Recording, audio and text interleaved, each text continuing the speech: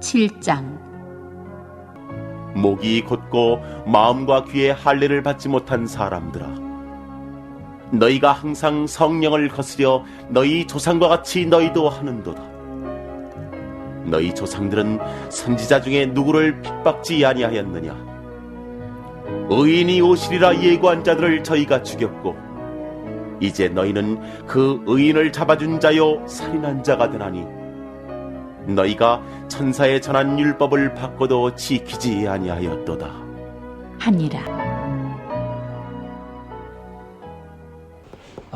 사도행전은 성령으로 변화하고 거듭난 그 사람들의 이야기입니다. 성령을 받은 그 사람들을 통해서 수많은 사람들이 변화하고 또 하나님의 자녀가 되는 그러한 성경이기도 합니다. 예수님은 12제자를 선택하였어요. 12명을 통해서 120명으로, 그리고 120명을 통해서 3,000명으로, 3,000명을 통해서 5,000명으로 수를 셀 수 없는 큰 무리가 변화된 거예요. 오늘 본문에 등장하는 스데반 역시 그의 인생 전부가 예수님을 위해 살아가는 사람으로 변화되었습니다. 그는 모범이 될 만한 교회의 집사였습니다. 신앙의 인격과 그런 모습들이 성숙된 사람이요, 성령이 충만한 사람이었습니다. 그러나 오늘 성경을 보면은 종교 지도자들이 나오는데, 그들의 자신들의 기득권을 빼앗길 것을 염려한 종교 지도자들은 이 사람들을 선동하고 스데반 집사를 모함해서 공회의 재판석에다가 넘겨버려요. 그리고 거짓 증인을 세워서 그 스데반 집사에게 불리한 재판을 하도록 합니다. 누구든지 자신이 오해를 받고 부당한 대우를 받으면 참기 어렵고 또 억울한 일이기도 하지요. 당시 유대인들은 이 선민으로서 자신들만이 유일한 하나님의 백성이요, 하나님을 섬기는 자들이라고 자부를 했어요. 하지만 실상은 만왕의 왕이신 예수님을 죽이고 교회를 핍박함으로 하나님을 대적하는 자들이 돼요. 오늘날로 말하면 예수 믿는 사람이 뭐 저래? 당시 유대인들은 그들 조상과 조금도 다를 바 없었어요. 아니, 오히려 더 완악했어요. 이 유대인들은 하나님께서 선택한 선민이라고 자랑을 했지만, 진짜 잘못된 전통과 그런 특권 의식에만 사로잡혀서 하나님의 참된 선민이라고 말할 수가 없었어요. 하나님의 백성이라 말할 수가 없다는 얘기였죠. 그리고 하나님께서 친히 그들 가운데 오셨지만 이 교만과 영적 무지로 메시아를 알아보지를 못하는 거예요.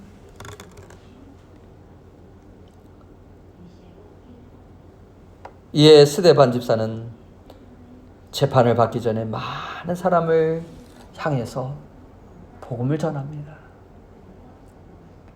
52절, 너희 조상들이 선지자들 중에 누구를 박해하지 아니하였느냐? 의인이 오시리라 예고한 자들을 그들이 죽였고, 이제 너희는 그 의인을 잡아준 자요 살인한 자가 되나니.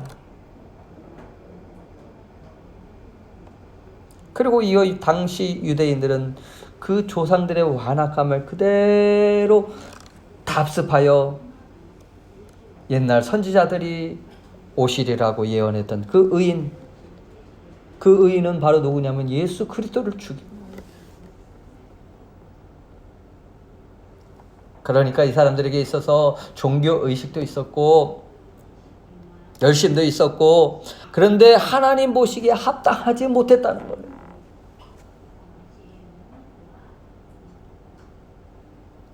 오늘날로 말하면 교회는 다니는데 그 마음은 세상을 따라서 악한 모습 그대로 살아가는 것을 말해요. 이스라엘 백성이 그랬다는 거예요. 그래서 스데반은 이들을 향해서 뭐라고 얘기를 하냐면, 마음과 귀에 할례를 받지 못한 자들아,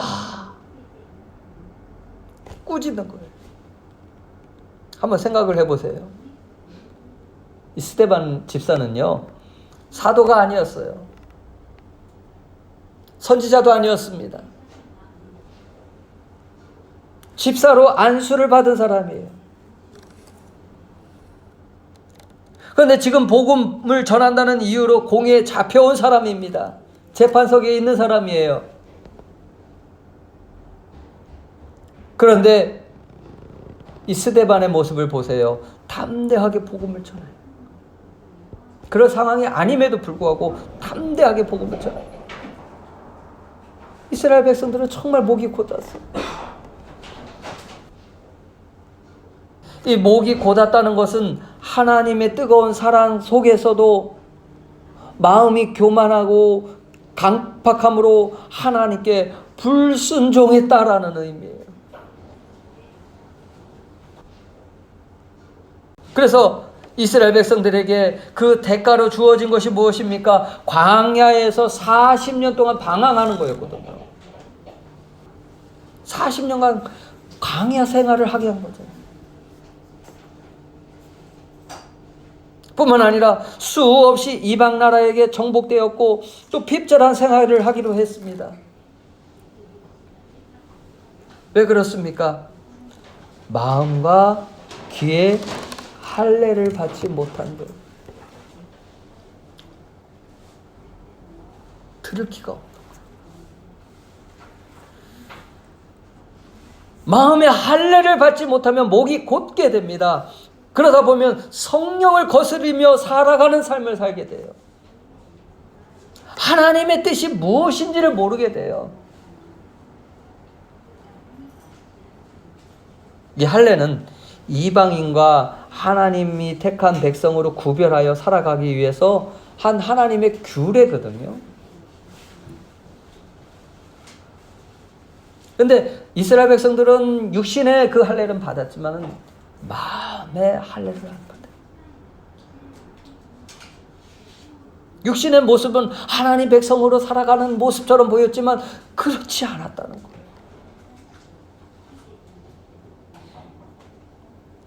정작 마음의 할례를 받지 못함으로 귀로는 하나님의 말씀을 들어도 마음으로는 깨닫지 못하는 그런 모습. 이 마음의 할례라는 말이 무엇일까요? 골로새서 2장 11절에 보니까 또 그 안에서 너희가 손으로 하지 아니한 할례를 받았으니 곧 육의 몸을 벗는 것이요 그리스도의 할례니라. 즉 그리스도와 더불어 나의 옛사람이 죽고 그리스도와 함께 살아가는 것이 마음의 할례를 받은 것이다.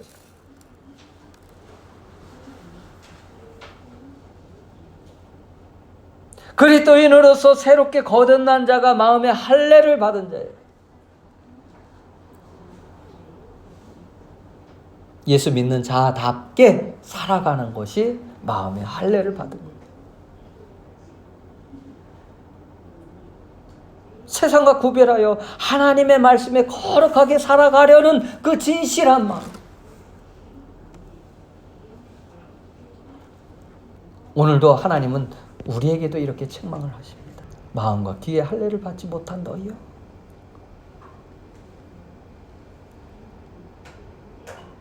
하지만 마음의 할례를 받지 못하는 것은 거기에서 드러나는 것은 죄악만 드러나게 되어 있습니다. 못된 습관만 드러나게 되어 있습니다. 이 사실을 지적하는 그 유대인들의 반응을 한번 보세요. 그들은 귀를 틀어막고 어떻게 하냐면 돌을 들어서 스데반 집사를 향해서 던지는 거예요.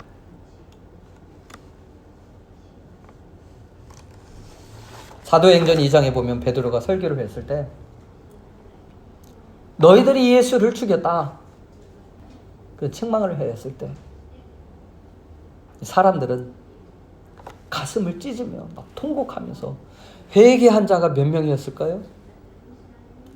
한꺼번에 3,000명이 회개하고 돌아온 역사가 있었어요. 똑같은 이스라엘 백성, 목이 곧고 마음과 귀에 할례를 받지 못했지만 어느 한 그룹은 가슴을 치며 회개를 했는데 스데반의 설교를 들은 사람들은 마음에 찔림은 받았지만 그것이 옳지 않다는 것은 알았지만 어떻게 합니까? 가슴을 치며 회개하는 일이 없어요. 그것은 결국 하나님의 사랑을 거절하겠다는 의미예요. 자신들의 방식대로 그대로 살아가겠다는 그런 의미이기도 합니다. 우리도 하나님의 말씀에 귀를 기울여 들을 수 있어야 돼요. 들을 수 있는 귀가 열릴 수 있어야 합니다. 그렇지 않으면 성령을 거슬리는 그런 유대인들과 같이 목이 곧은 백성이 될 수밖에 없어요. 다른 말로 마음의 할례를 받지 못한 자로 살아갈 수 있게 됩니다. 교회에 열심히 충성하는 한 집사님이 계셨어요. 그분의 기도 제목은 늘 자기 남편과 자녀들이 구원받는 것이었어요. 근데 아무도 그 엄마를 보면서 교회를 다니려고 하질 않아요. 하루는 목사님이 그 가정을 방문해서 남편과 이야기를 나눌 수 있는 그런 시간이 있었어요. 그 목사님은 그 남편에게 그리스도를 영접하고 신앙생활을 할 것을 권면했습니다. 그러자 이 남편이 자기의 속마음을 이렇게 드러내요. 그리고 다음과 같이 말해요. 목사님, 저희 아내가 교회에서 열심히 섬기는 것은 잘 알아요. 그러나 제 아내는 불같고 고약한 성질을 가지고 있어요. 집에서 화를 냈다 하면은 아이들과 저는 숨지 않고는 견딜 수가 없어요. 그런 모습을 보면서 어떻게 교회를 나갈 수 있겠어요? 저는 이러한 것이 올바른 신앙이라고 생각하지 않아요. 목사는 그 집사님에게 남편이 왜 예수를 믿지 않는지 얘기를 해주었어요.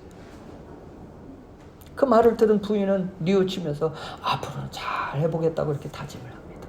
그래도 들을 기가 있었어요. 이 일이 있은 지 며칠이 지났습니다. 남편이 낚싯대를 집 안으로 가지고 들어오다가 그만 전등을 깨트리고 나왔어요. 그럼 어떻게 해야 되나요? 막 화를 내야 되나요? 이거 왜 가지고 들어와서 내야 되나요? 집사님은 오히려 그 깨어진 유리 조각을 빗자루로 쓸어 담으면서 남편에게 말해요. 여보, 괜찮아요? 다친 곳은 없어요?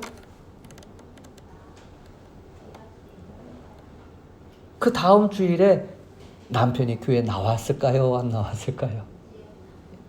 나왔다는 그런 간증을 들어본 적이 있습니다.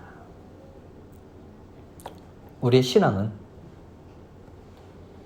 어떤 종교 행위를 따르는 것이 아니라 예수의 삶을 드러내는 자가 되어야 돼요. 이것이 우선되지 않으면 우리도 형식적인 신앙생활에만 머물 수 있습니다. 그것이 바로 유대인들과 같이 마음의 할례를 받지 못한 자들의 모습이에요. 하지만 나의 마음과 귀가 닫혀 있다는 것을 알고 회개할 수 있는 사람이 성경에서 보니까 참으로 복된 인생이라는 사실이에요.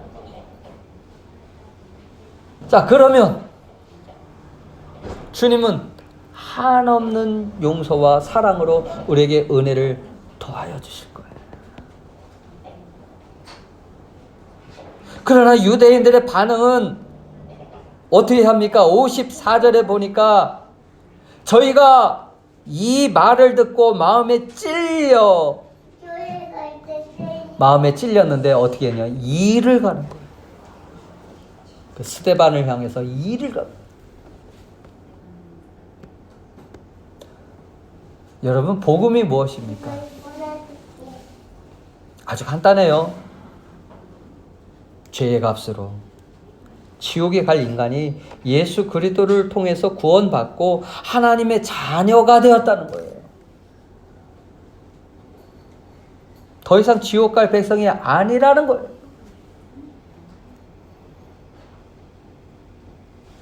이게 얼마나 큰 복된 소식입니까? 근데 자신이 죄인이라는 사실을 인식하지 못하면 이 복음이 필요가 없어요. 이것은 우리의 행위에서 나온 것이 아니라 오직 하나님이 주신 은혜입니다. 그런데 이 사실을 거부해요. 왜 거부하고 복음에 대해서 이를 갈고 때로는 믿으려고 하지 않는 것일까요? 그 이유는 예수님께 관심이 없기 때문에, 예수가 누군지 모르기 때문에 그래요. 오늘 우리의 마음은 어떻습니까? 예수님께 여러분은 관심이 있습니까? 예수님께 마음이 있습니까? 정말 내겐 예수밖에 없다고 고백할 수 있습니까? 하지만 인간 속에는 자기를 극대화하려고 하고 자랑하려고 하는 마음이 강해요. 예수를 믿고 있는데도 누가 나를 알아주지 않으면 서운하고, 내가 어떤 공로가 있는데 누가 인정해주지 않으면 어때요? 삐치게 돼요. 그러므로 이것이 복음과는 대립하는 거예요. 하나님의 말씀대로 살아야지요, 새 사람이 되어야지요, 그렇게 말하고는 있지만은 어느 순간 그런 것을 어떻게 다 지키면서 삽니까? 내가 무엇을 잘못했습니까? 막 일을 가는 거예요. 나에게 왜 그러세요? 하면서. 여러분은 어떠세요? 회개하는 마음을 가지고 있습니까? 아니면은 원망하는 마음을 가지고 있습니까? 여러분, 자신의 모습이 변하지 않는 것을 보면서 안타까워하고 탄식한 적이 있으십니까? 주님의 마음을 내게 주십시오. 성령의 기름 부어 주십시오. 이렇게 성령님을 구해야 우리도 바뀔 수가 있어요. 이렇게 스데반이 설교하였을 때 그들은 이를 갈고 나옵니다. 그런데 스데반의 모습은 어떠했을까요? 사도행전 6장 15절에 보니까 공회 중에 앉은 사람들이 다 스데반을 주목하여 보니 그 얼굴이 천사의 얼굴 같더라.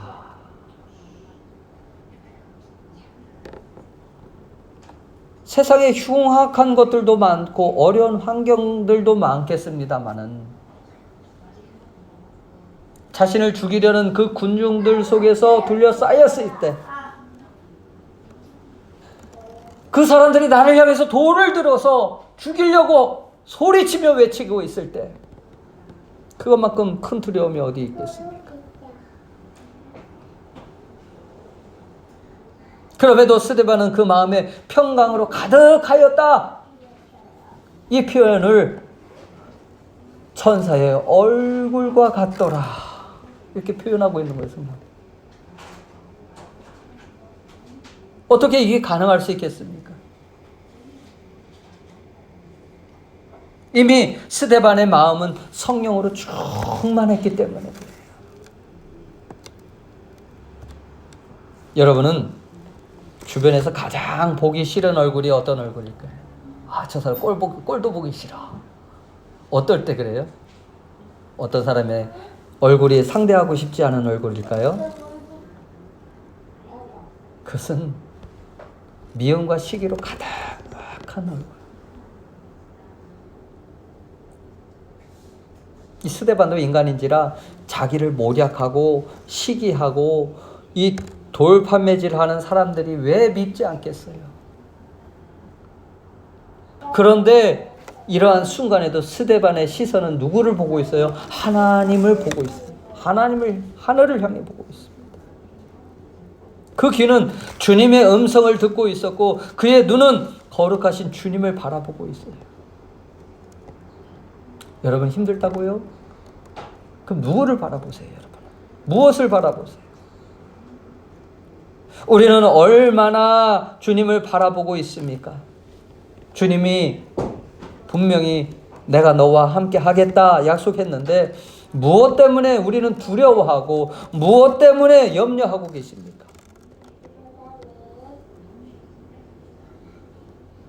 여러분 한번 생각해 보세요. 과연 이러한 사람들에게서 천사의 얼굴과 같이 빛날 수 있을까요? 마음의 평강을 볼 수 있을까요? 우리는 왜 그렇게 정신없이 바쁘게 살아가는 그런 얼굴들로 하고 있을까요? 왜 그렇게 피곤해하며 왜 그렇게 근심과 걱정이 많을까요? 여러분 마음에 절망으로 가득한 얼굴은 하나님을 자랑할 수가 없습니다. 왜? 입이 다 그 얼굴이 다 나타나 있기 때문에.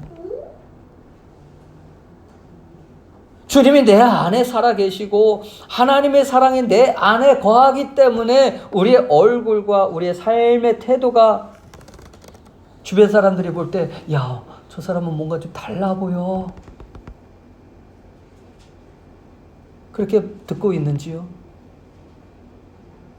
그러므로 문제는 환경이 어려운 것이 아니고 어떻게 우리도 천사의 얼굴을 하고 살아갈 수 있을까? 이 평강을 잃지 않고 살아갈 수 있을까 하는 거예요. 만약 이 스데반이 자기를 향해서 일을 가는 사람들, 또 자기를 심판해서 사형시키려고 하는 그 공의의 재판관들을, 그 환경들을 바라보았다면 무너지고 말았을 거예요. 그런데 스데반은 그들을 보지 않아요. 위를 봐요. 여러분 무엇을 보느냐가 중요합니다. 이 더러운 것을 보게 되면 내 영혼, 내 삶이 더러워질 수밖에 없어요. 선한 것을 바라보게 되면 선한 마음이 생겨나고 소원이 생겨나고 실천할 능력이 생겨나는 거예요. 오늘 원수를 쳐다보고 속상해하는 것을 쳐다보면 그 사람의 영향을 받게 돼요.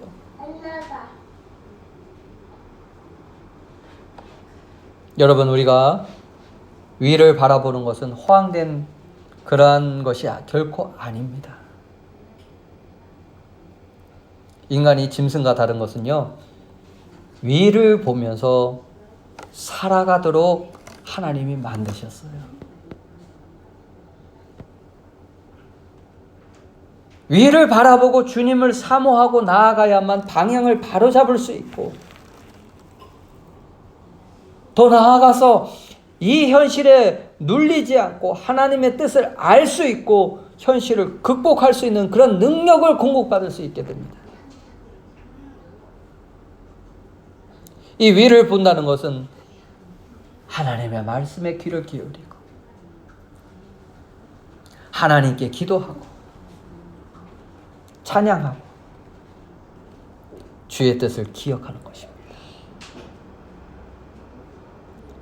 위를 봤더니 하나님의 영광과 및 예수께서 하나님 우편에 서신 것을 보고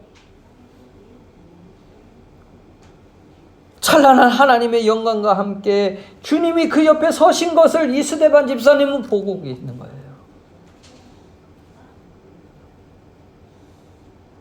스데반은 지금 인생 최고의 위기 앞에서, 곧 죽음을 맞이할 이 위기 앞에서 누구를 바라봅니까? 하나님을 바라보고 있는 거예요.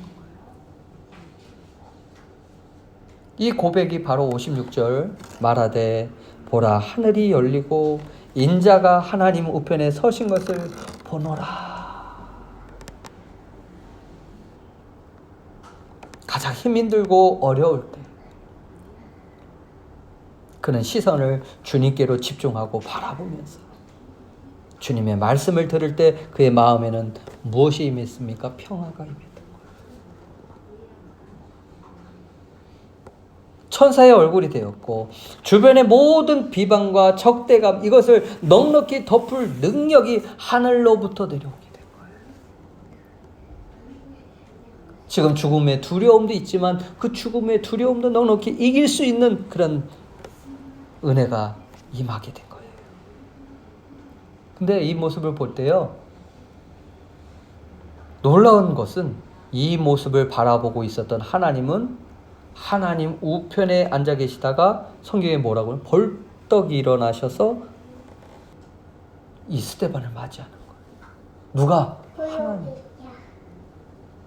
하나님 우편에 서신 것을 보고 이 귀한 영혼을, 이 아름다운 영혼을 맞이하기 위해서 주께서 일어나신 거예요.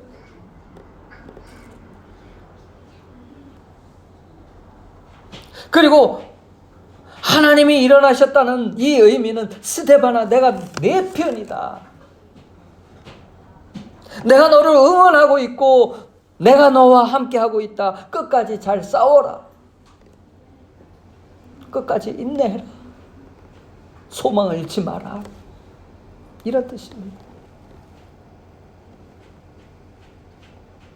승리하는 인생을 살았던 그 천사의 얼굴과 같은 아름다운 모습으로 삶을 살았던 그 스데반의 모습. 그는 우리와 성정이 같은 사람입니다. 똑같은 사람들이었어요. 스데반이 가지고 있는 믿음과 성령의 충만한 모습이 우리에게도 있다면 얼마든지 우리도 바뀔 수 있다는 것을 말씀해주고 있는 거예요. 여기에는 나오지 않지만은 56절 이후에 보면 돌이 날아오고 스데반을 향해서 그는 돌에 맞아 죽게 되면서 막 정신이 혼미해지고 피를 흘리고 있는 그런 상황이에요. 그런데 그의 모습은 어떻게 기도하고 있습니까? 마지막 힘을 다 모아서 무릎을 꿇고 그리고 하나님께 엎드립니다.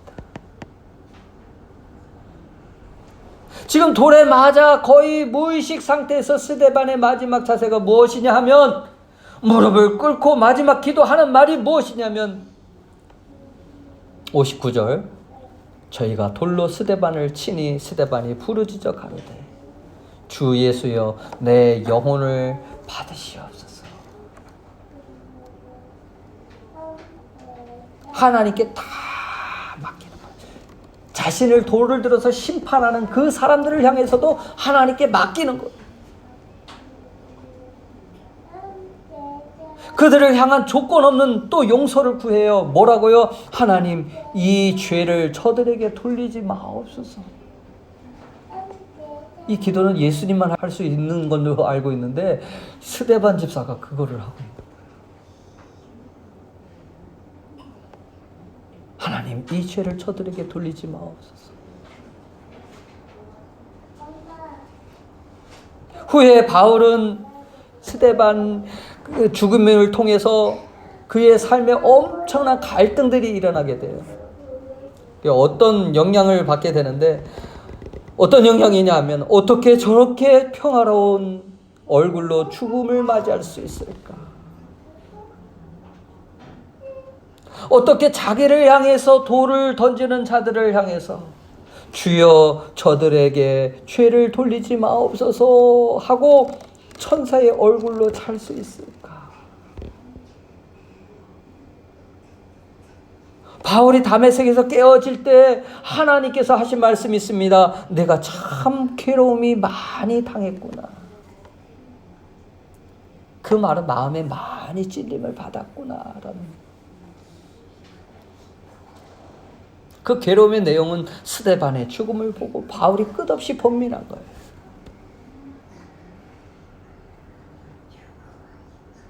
이 스데반의 죽음은 바로 바울로 하여금 그리스도인이 되게 하였습니다. 위대한 사도로 쓰임받게 하였습니다. 다시 말하면 이 스데반이 죽는 것을 보고 사울이 바울이 되었고, 이 사울이라는 이름은 높임을 받은 자, 존경을 받는 자라는 이름인데 바울이라는 이름은 낮은 자, 즉 자기 자신을 낮추어서 하나님을 높이는 자가 되었다는 거예요.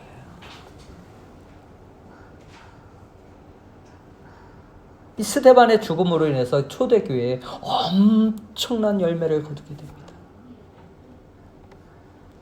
사랑하는 여러분, 우리는 사랑할 수 없다고 말합니다. 저 인간은 절대 용서하지 않아. 용서할 수 없다고 말합니다. 그러나 참으로 하나님의 명령에 순종하여 사랑하고 용서하기로 결심하면 주님은 우리에게도 그 사랑할 수 있는 능력과 용서할 수 있는 능력을 주신다는 거예요. 스데반같이 우리도 살 수 있다는 것을 보여주는 거예요. 어떠할 때? 내 마음의 할례를 받을 때. 즉 내 옛사람이 죽고 새 사람으로 예수님과 더불어 살아갈 때. 그러므로 여러분, 하나님의 큰 은혜는 오늘도 여러분을 기다리고 있습니다. 의심하지 마시고 담대하게 은혜의 보좌 앞으로 나아가야 합니다. 그리고 용서를 구해야 돼요. 오 하나님, 우리에게 용서의 능력을 주십시오. 주님, 천사의 얼굴을 가질 수 있도록 내 마음을 바꿔 주십시오. 무엇을 두려워하고 있느냐? 무엇을 염려하고 있느냐? 아직도 원망이 있느냐? 주님, 그거 다 내려놓기 원해요. 내게는 주님밖에 없습니다. 이렇게 기도하며 살 때 저와 여러분도 천사의 얼굴과 같이 아름답게 변하고 하나님의 영광이 나타날 줄 믿습니다. 여러분, 문제나 환경만 바라보지 마시고 문제 뒤에서 일하시는 그 하나님을 보실 수 있는 저와 여러분이 다 되시기를 예수님의 이름으로 축원합니다. 기도하겠습니다. 함께 기도할 때 주여, 내게 스데반 집사와 같이 마음의 할례를 받는 자가 되어지게 하여 주시고 새 사람이 되어서 평강의 주님을 나타내며 또 그 주님을 위해서 살아가는 삶이 되어지게 하여 주시옵소서. 우리 함께 같이 기도하시겠습니다. 하나님 아버지, 감사드립니다.